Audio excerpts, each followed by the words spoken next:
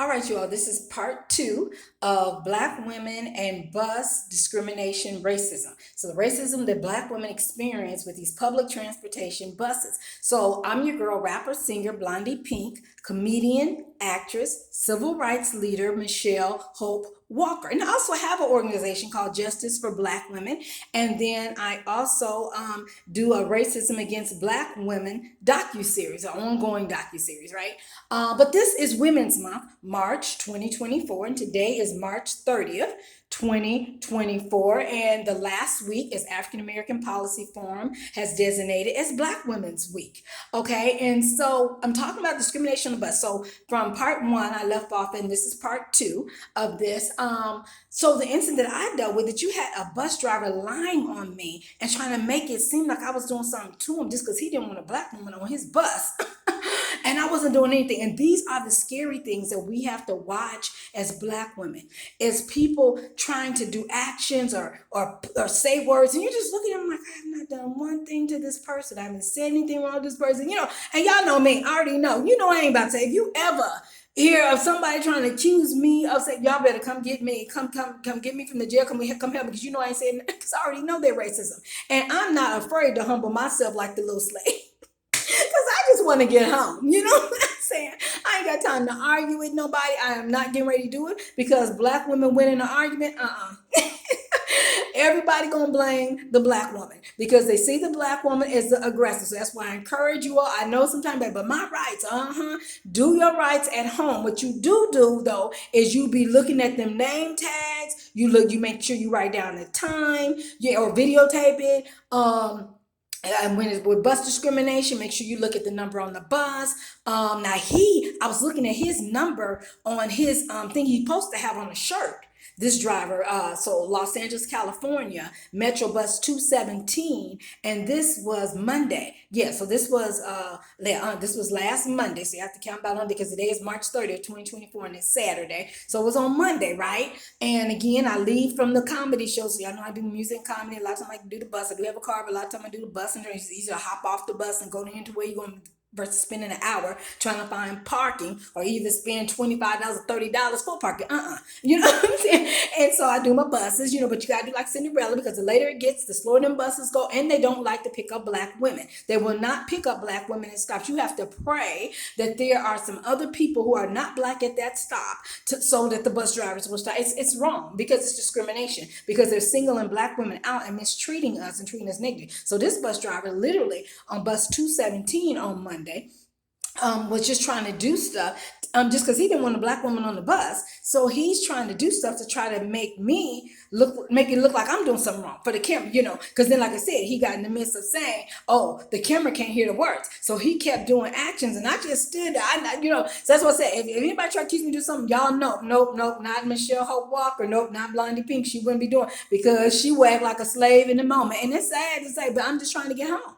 And that's what they want you to do. They want you to humble down. Sometimes they don't care if you humble down to them. They just don't like you and are trying to get you as the Black woman. They're trying to get the Black woman in trouble. But anyway, he was supposed to have on his shirt that had the numbers. And so as I was looking, I didn't see his number. So I think I did ask him for his number. And then he really just started talking about, I feel unsafe. He started trying to.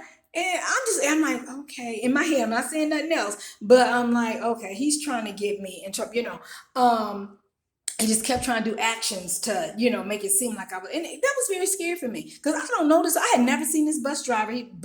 So it's Los Angeles, California, Metro Bus 217. I had never seen this, but he was not Black. It didn't seem like he was Latino. He might have been Latino, but it seemed like he was another race, but he clearly did not like Black women. And so, and there was somebody else, I believe, at the stop for how he ended up stopping. You know what I'm saying? So it's just very sad, because even when Black women try to tell the organization, so whatever it's a store, or maybe it's Metro Bus people, you try to call them to look this bus driver, sometimes you have to watch because they still try to find a way to blame the Black woman for the discrimination and racism that their bus driver did to the Black woman, So a lot of times it's just best to get an attorney. But sometimes you don't feel like doing, you just want to, it's so sad that Black women, we almost got to keep attorneys on retainers, but then that's challenging because sometimes you got to go through the thing of trying to get an attorney to represent a Black woman. Because I don't know, I guess people just feel like, black women supposed to walk around and deal with racism. They just feel like that should be part of our lives, I guess, or the key thing is they don't value. So again, I talk about value when it comes to black women. A lot of people do not value black women enough to stand up for black women, to advocate for black women, to speak up for black women. They don't even value black women. So that's why sometimes it's so challenging for us to get someone to help us. So like I said, like Malcolm X said, black women are the most unprotected, the most disrespected. And this is what Malcolm X said. And then Sojourner Truth said black women are the most hated women because people still don't like women. This is Women's Month. We celebrate. So celebrating women, all races, And then she was talking about then people, Sojourner Truth said that black women are the most hated because people still don't like women. And we seen that even with the Barbie movie. They did not give Barbie movie the awards. Margot Robbie or who was the producer or the director, Greta Gerwig, awards, or her husband Noah, awards because they didn't like the concept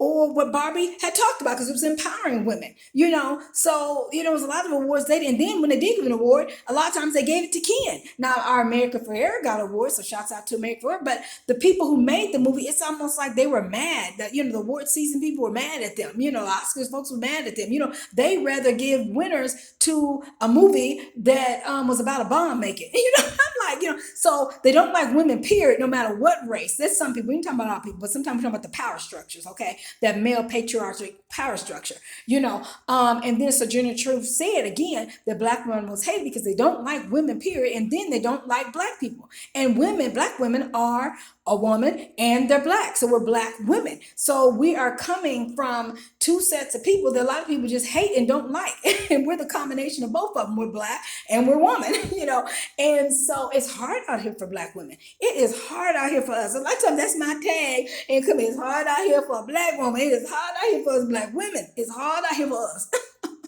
You know what I'm saying? Just the littlest things, people turn them into big things.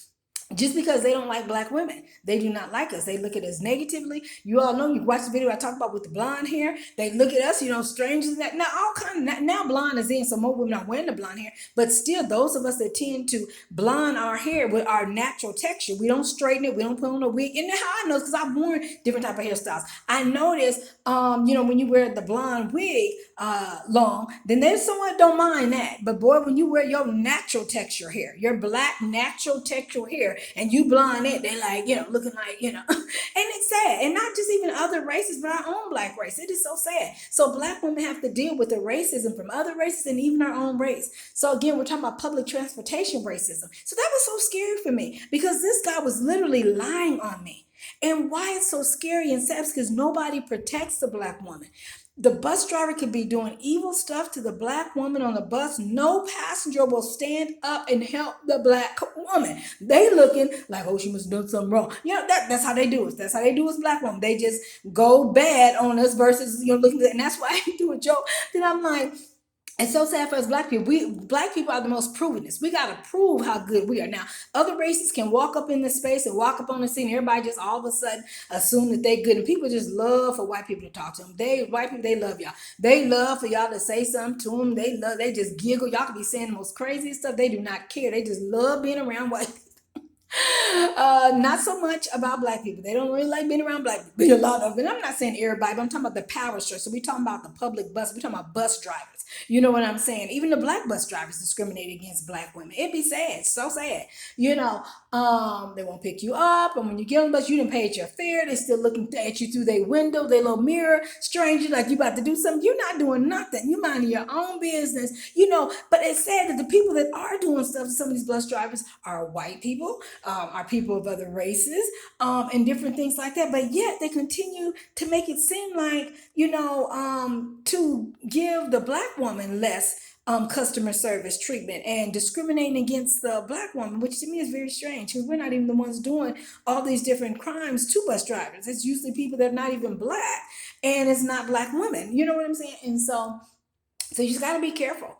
And so from Los Angeles, California, Metro buses need to, and the trains too, but you see more so on the bus. On the trains, you're not interacting that much with the driver. But on the buses, you are at the mercy of these bus drivers, one, on if they're going to pick up the black woman when she's at a bus stop. And I stand right there by the bus Listen, I have a car, but a lot of times it's easier to hop on a bus, hop off to go to where you're going, right?